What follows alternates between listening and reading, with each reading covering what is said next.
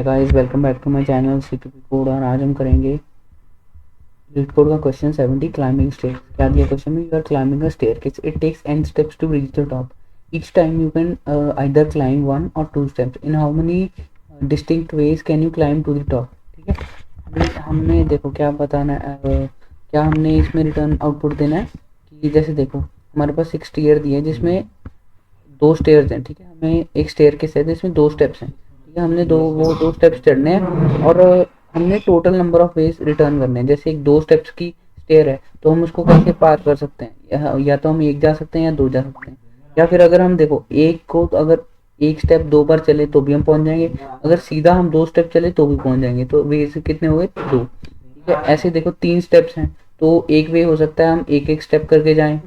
ठीक है, एक वे हो सकता है हम पहले 2 स्टेप ले लें फिर एक स्टेप ले लें फिर भी हम तीन तीन पर पहुंच जाएंगे टॉप पर।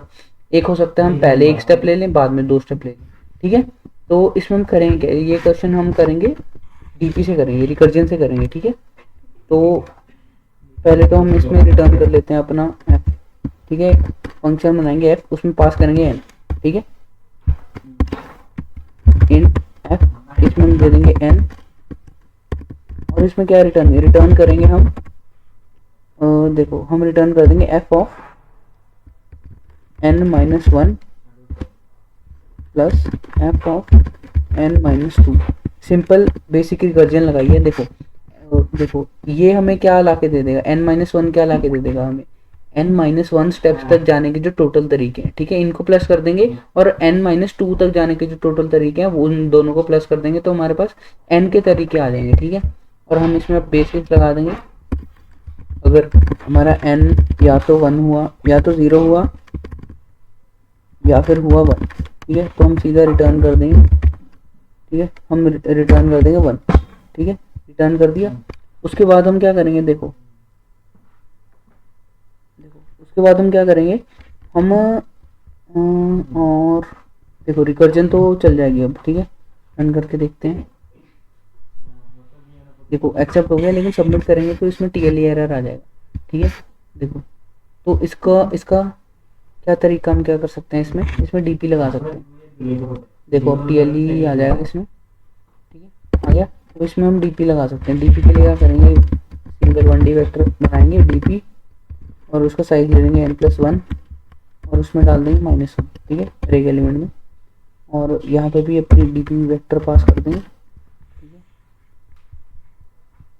और यहाँ पे भी इस फंक्शन में पास करनी पड़ेगी। इसमें हम बाय रेफरेंस पास करेंगे। ठीक है, और यहाँ पे भी डीपी पास करनी पड़ेगी और यहाँ पे भी। ठीक है, और यहाँ पे हम डीपी ऑफ एन में हम स्टोर भी कर लेंगे। ठीक है, स्टोर कर लिया। और यहाँ पे हम एक और चीज़ चेक लगा देंगे, अगर हमारे कभी भी DP of n is not equal to -1, simply हम रिटर्न कर देंगे डीपी ऑफ एन। ठीक है, अब इसको रन करते हैं। देखो एक्सेप्ट हो गया और ये सबमिट भी हो जाएगा।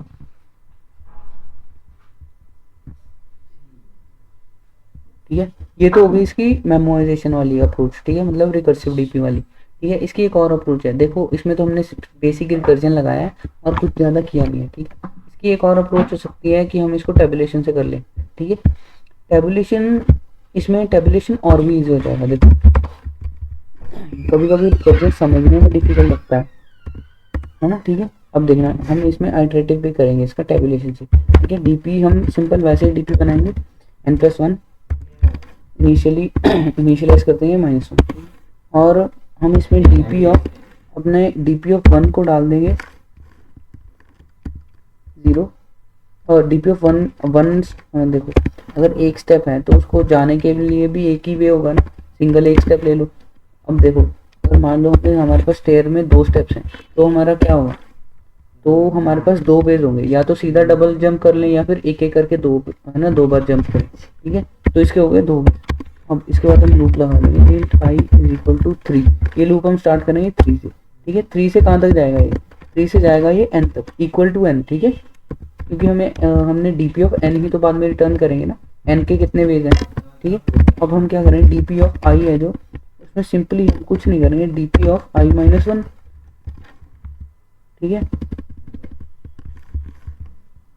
इसमें प्लस कर देंगे D P of I minus one और इसमें प्लस कर देंगे D P of I minus two. ठीक है, अब हम सिंपली रिटर्न कर देंगे डी पी ऑफ एन। ठीक है, देखना अब ये रन हो जाएगा, इसमें भी एक दिक्कत आएगी, इसमें रन टाइम एरर आ जाएगा। देखो सबमिट करूंगा, इसमें रन टाइम एरर आ जाएगा। क्यों आया, देखो हमारा लास्ट एग्जीक्यूटेड केस है 1 के लिए। मान लो हमारे पास डीपी का साइज है, देखो अगर हमने एक ही है, एन की वैल्यू एक है, तो डीपी का साइज हो गया 2। 2 साइज क्या होगा डीपी का, 0 और 1। ठीक है, डीपी ऑफ 2 हम फिल कैसे कर रहे हैं, अगर हमारे पास सिंपली हमारे पास डीपी ऑफ एन की वैल्यू ही हमारे पास DP of 2 out of array out of bound हो गया ना ये तो। ठीक है, इंडेक्स आउट ऑफ बाउंड का एरर आ जाएगा, देखो वही आया रन टाइम एरर। तो हम इसमें क्या करेंगे, हम डीपी ऑफ, या तो हम ऐसा कर सकते हैं कभी भी एन 1 होता है ना, या तो सिंपली हम इधर लिखेंगे कभी भी अगर एन इज इक्वल टू 1, ठीक है, तो हम सिंपली रिटर्न कर देंगे डीपी ऑफ 1। ठीक है, या फिर डीपी ऑफ एन लिख लो, या फिर सीधा 1 कर दो रिटर्न, तो भी चल जाएगा। ठीक है, अब सबमिट करते हैं,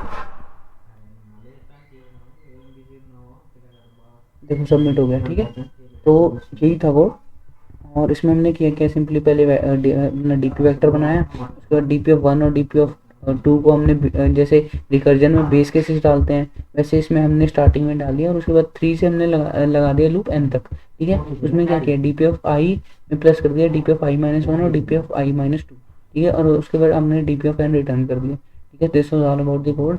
अच्छा लगा वीडियो तो लाइक शेयर एंड सब्सक्राइब, और मिलते हैं नेक्स्ट वीडियो में with another amazing code. Till then take care, thank you.